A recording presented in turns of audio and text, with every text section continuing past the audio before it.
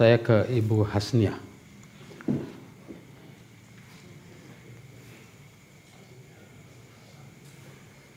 Baik, apa tanggapannya melihat video tadi? Baik, terima kasih Pak Hadi. Jadi berangkat dari tema, apakah video yang viral termasuk gratifikasi atau bukan? Ya. Jadi untuk menilai gratifikasi hanya berdasarkan video yang diputar di awal acara malam ini, saya pikir kita perlu sandarkan dulu dengan aturan mengenai gratifikasi itu sendiri dan definisi daripada gratifikasi itu sendiri. Yang mana di video ini kita melihat bahwa ada pemberian uang dari seorang kabak ULP kepada seorang ajudan wakil bupati pada saat itu. Ketika kita berdasarkan aturan, maka gratifikasi itu adalah pemberian yang dalam arti luas, Pak Hadi ya. Dalam arti luas artinya bahwa pemberian yang dimaksudkan itu baik berupa uang, benda, maupun fasilitas-fasilitas lainnya yang diberikan kepada pegawai negeri atau penyelenggara negara. Seperti itu. Nah, perlu kita lihat di video ini apakah penerima termasuk kualifikasi pegawai negeri atau penyelenggara negara. Itu yang pertama. Yang kedua, ada sejumlah uang. Kalau kita menggunakan metode ProVI, P itu purpose-nya, apa tujuan daripada pemberian uang itu kita mau lihat. Seperti yang tadi narasumber pertama sampaikan bahwa tujuannya adalah pinjaman. Tetapi tidak sampai di situ kalau kita mau melihat unsur gratifikasi itu. Kita lihat dari rules-nya terkait gratifikasi atau pemberian berupa uang kepada seseorang, dalam hal ini adalah penyelenggara negara atau pegawai negeri. Kita lihat ada aturannya atau tidak, bagaimana aturannya, memenuhi unsur atau tidak. Berikutnya, diberikan dalam ruang lingkup atau tempat terbuka, iya kan? Atau di tempat tertutup. Diberikan di muka umum, di halayak ramai atau tidak. Seperti tadi narasumber pertama menyampaikan bahwa diberikan di jalan. Tapi perlu kita ketahui bahwa tidak ada halayak ramai di situ, tidak ada sekumpulan orang meskipun di ruang publik. Karena ini adalah fasilitas umum, jalan raya. Tetapi apakah ada orang banyak di situ? Seperti itu. Selanjutnya kita lihat daripada timingnya. Waktunya yang diberikan itu tepat tidak dengan alasan bahwa memberikan pinjaman. Seperti itu. Jadi dari metode yang tadi saya sampaikan, selain daripada itu kita perlu lihat nilai daripada uang itu. Tadi ada simpang siur ya, ada yang menurut persepsi dari Pak Hadi itu kurang lebih ada sejumlah 200-an yang melihat dari gambar atau video yang ditampilkan, tapi menurut narasumber jumlahnya 60 juta. Kalau kita merujuk pada Undang-Undang Tindak Pidana Korupsi Pak, pasal perubahan daripada Undang-Undang Korupsi itu pasal 12B, itu jelas di situ. Ketika nominalnya di atas 10 juta, maka yang dibebankan pembuktian bahwa itu bukan suap, gratifikasi yang bukan suap, maka yang dibebankan pembuktian adalah penerima suap, penerima gratifikasi. Nah, tadi nominalnya itu adalah di atas 10 juta. Ketika berkembang di penyelidikan, seperti yang narasumber sampaikan bahwa ini adalah pinjaman, maka penerima suap harus membuktikan bahwa penerima gratifikasi harus membuktikan bahwa ini adalah pinjaman, bukan suap. Karena gratifikasi itu definisinya juga adalah suap yang tertunda, suap yang terselubung. Jadi perlu dibuktikan dulu. Karena hal yang kadang dijadikan kebiasaan bahwa antara dua orang memberikan uang, banyak alasan seperti tadi yang saudara narasumber sampaikan bahwa itu sekedar pinjaman.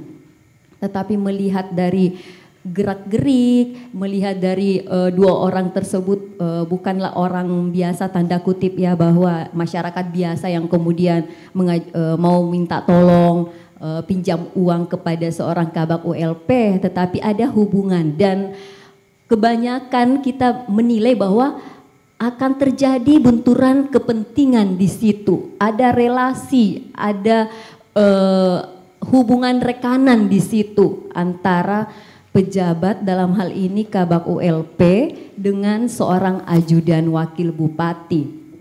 Selanjutnya Pak Hadi, ini juga termasuk sesuatu hal yang bukan dianggap lelucon seperti Pak narasumber pertama sampaikan bahwa ini hanya sudah berhasil mengerjain, bahwa ini yang mana yang di objek itu tahu sebenarnya, ya kan, bahwa ada yang merekam, ya, bahwa ini sesuatu yang sebenarnya dia dilakukan terbuka sehingga dia tidak takut bahwa hal kejahatan ini atau apa. Tetapi ketika saya melihat selama ini kejadian yang OTT kurang lebih modusnya seperti ini. Nah, tetapi kita lagi-lagi ketika mau menilai bahwa suatu peristiwa itu termasuk gratifikasi, memang kita sandarkan kepada undang-undang mengenai gratifikasi itu sendiri, yaitu pasal 12B Undang-Undang Tindak Pidana Korupsi.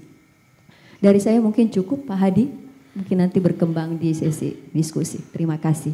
Ya, Ibu Hasnia melihat ini bisa jadi pintu masuk untuk menelusuri lebih jauh sebetulnya ini pemberian uang apa dan setelah ini kemana uangnya?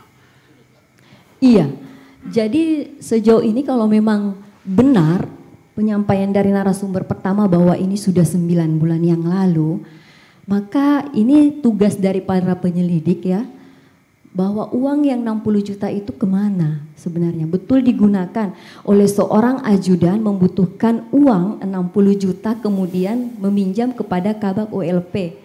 Kan logika berpikirnya di situ dulu Pak Hadi. Nah, berikutnya, penerima gratifikasi ini harus dikenai pembuktian terbalik. Buktikan bahwa itu bukan gratifikasi.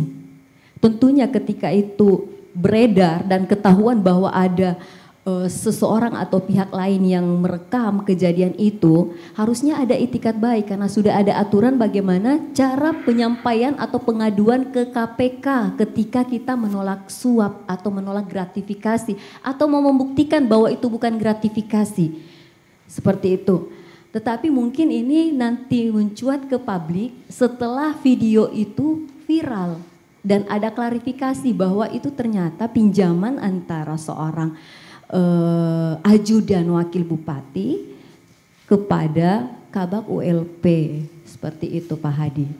Jadi penelusurannya mungkin ke depannya nanti ya ini tugas dan PR untuk penyelidik untuk menelusuri itu betul tidak alasan yang dipakai bahwa itu sekedar utang 60 juta, tetapi di unsur gratifikasi pemberian utang juga termasuk modus gratifikasi Pak Hadi. Seperti itu. Ya. Baik, apalagi ini kan sudah katanya tadi kejadian 9 bulan lalu ya atau 10 bulan. Berarti uang itu sudah habis digunakan, misalnya dia pinjam mungkin digunakan untuk apa? Berarti sudah habis digunakan. Jadi itu yang maksudnya tadi harus dibuktikan. Ini dihabiskan untuk apa? Dihabiskan untuk apa? Dan apabila memang ada indikasi terbagi-bagi ke siapa-siapa, berarti kan bukan utang Pak Hadi, tetapi masuk di bagian komisi. Yang saya jelaskan tadi bahwa gratifikasi itu memiliki definisi pemberian yang artiannya sangat luas. Baik dari segi uang, benda, komisi, potongan harga, diskon, pemberian layanan, fasilitas kesehatan cuma-cuma, pemberian utang tanpa bunga, masuk gratifikasi. Ketika ada kaitannya antara pihak pemberi dengan penerima dalam arti penyelenggara negara atau pegawai negeri. Jadi kita telusuri subjeknya dulu. Seperti itu. Kalau Ibu percaya enggak ada ajudan pinjam uang ke Kabak ULP? Makanya tadi Pak Hadi saya sampaikan, nalarnya saya, ada tidak seorang ajudan wakil bupati pinjam nominalnya 60 juta kepada seorang Kabak ULP. Seperti itu. Padahal di situ ada yang namanya indikasi terjadinya benturan kepentingan. Ada relasi rekanan antara pemerintah dalam hal ini ajudan wakil bupati ya bertemu dengan Kabak ULP. Kenapa tidak mengutang aja sama Pak Wakil Bupati begitu kan? Leluconnya seperti itu, Pak Hadi. Atau pertanyaannya, kalau Kabak ULP bisa meminjamkan uang 60 juta, berarti dia Kabak ULP banyak duitnya. Banyak duit, Pak. Jadi itu yang bisa juga dijadikan pintu masuk bagi penyelidik menelusuri bahwa seorang Kabak ULP punya uang, meminjamkan uang kepada seorang ajudan wakil bupati pada saat itu ya, senominal 60 juta rupiah. Makanya di metode profit itu ada persoalan value, nilai dalam hal apakah nilai itu fantastis, sangat besar nominal, atau memang ya standar saja. Dalam hal ini seorang Kabak ULP memberikan pinjaman sejumlah 60 juta kepada seorang ajudan wakil bupati, apakah itu masuk di akal? Dan tujuannya apa dibalik ya, nominal yang fantastis itu? Seperti itu Pak Hadi. Ya, kalau maksudnya begini, jadi kalau saya bisa pinjamkan orang uang 60 juta, berarti uang saya lebih banyak dari itu, minimal 2 kali lipat kan. Kok bisa pinjamkan? Yang kedua, seharusnya ketika saya meminjamkan uang, saya juga harus melihat orang ini mampu tidak mengembalikan. Nah, seorang ajudan dipinjamkan uang 60 juta.